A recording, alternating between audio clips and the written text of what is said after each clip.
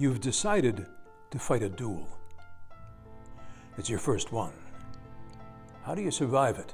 Not just physically, but emotionally and spiritually.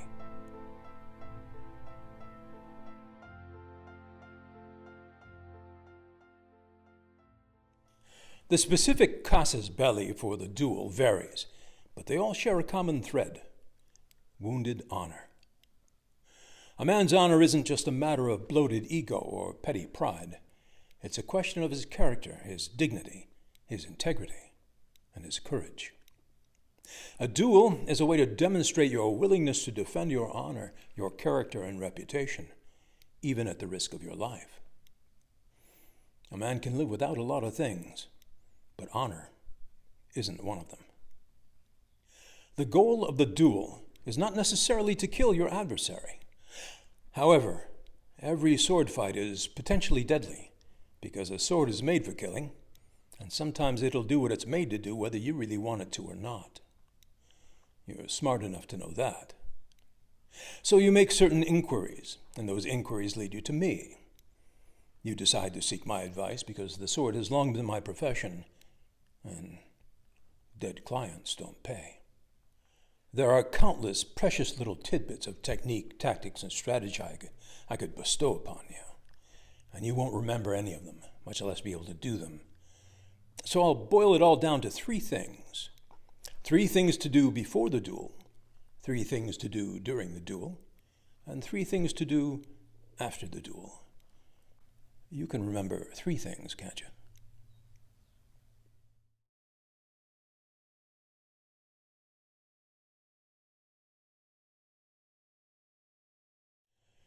It is in contempt of question that the very best way to survive a fight is not to fight. If you were the one who gave offense, then apologize. Whether the offense was intentional or not, whether it was justified or not, apologize. If you were the one who were given the offense, then forgive. Whether the offense was intentional or not, whether it was justified or not. Very, very few things in this world are worth killing for, and even fewer worth dying for. This probably isn't one of them. Unless it is.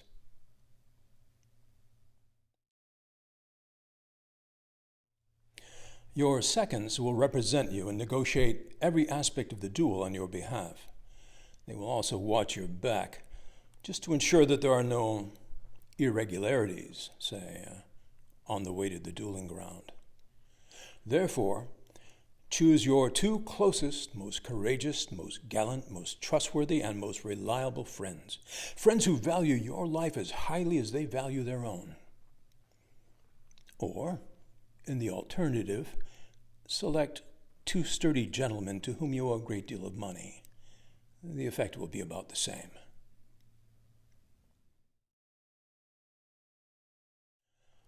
During the duel, you must be completely in the present moment, free of any distractions, free of any desires. You must have no past and no future, only the now. Let go of everything else. That means you must say goodbye to everyone and everything you love.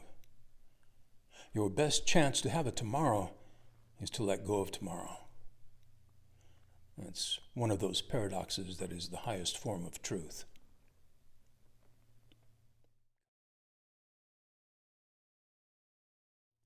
Before the fight begins, they'll give you one more opportunity to apologize or forgive or say you're satisfied.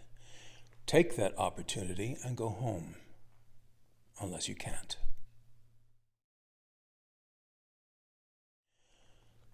When you come on guard, your palms will be sweaty, your mouth will be dry, your heart will be pounding, your breathing rapid and shallow. Sip a little something, water, coffee, no alcohol. If permitted, wear a glove or bind the hilt of your sword to your hand with a handkerchief. Breathe. Breathe through your nose. 4 slow counts in, hold for 4 seconds, 4 slow counts out. Repeat that 2 or 3 times and whenever else you can. Focus on your opponent's third shirt button. If he moves forward or backward, you'll see it coming. Don't count on your peripheral vision. You probably won't have any.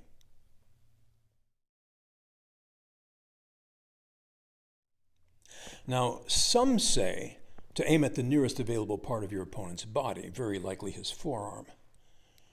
But that's a very mobile target and an easy one to miss, and it puts your point right where your opponent can seize it. So, immediately on the command, "Gentlemen, forward," stick your arm out and step back. Aim at your opponent's center line. It's a target you can't miss. If you're off a little bit one way or the other, it won't matter. Put your point in his face and keep it there. Focus just on doing that. If your opponent advances, stick your arm out and step back. If your opponent retreats, stick your arm out and step back. If your opponent suddenly breaks into song, stick your arm out and step back.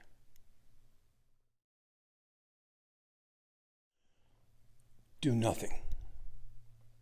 You must ignore all your opponent's feints and flourishes. Be patient. There's no hurry to do something or to do anything. Take your time by keeping your distance. Keep your point on the target. Let your opponent chase you around the dueling ground until he asks for medical attention, and then go home.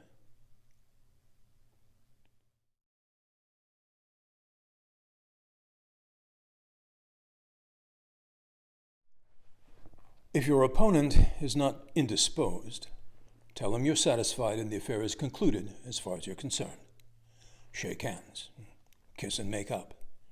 If he is indisposed, send him a token of reconciliation at your earliest convenience. A bottle of good whiskey, box of cigars, tickets to the opera.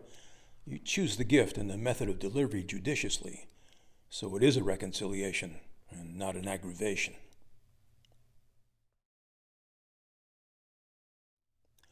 A duel is a private war. A gentleman keeps private things private.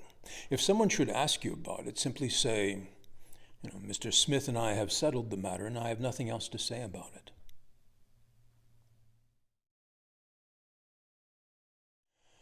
Now, afterwards, you may feel giddy or nauseous, or ravenously hungry, or irrepressibly libidinous. That's the post-adrenaline response. It's your spirit celebrating the fact that you're still alive. You may want to sleep for a day. You may have nightmares.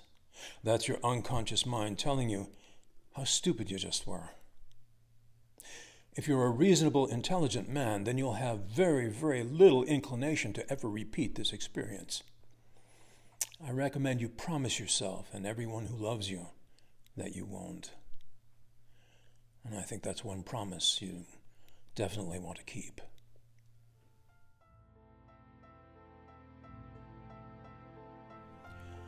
A very wise old man once told me, "Some men fight for love, some men fight for money, some men fight for honor. Every man fights for what he doesn't have." Honor is a gift a man gives to himself. You can throw it away, but no one can take it from you.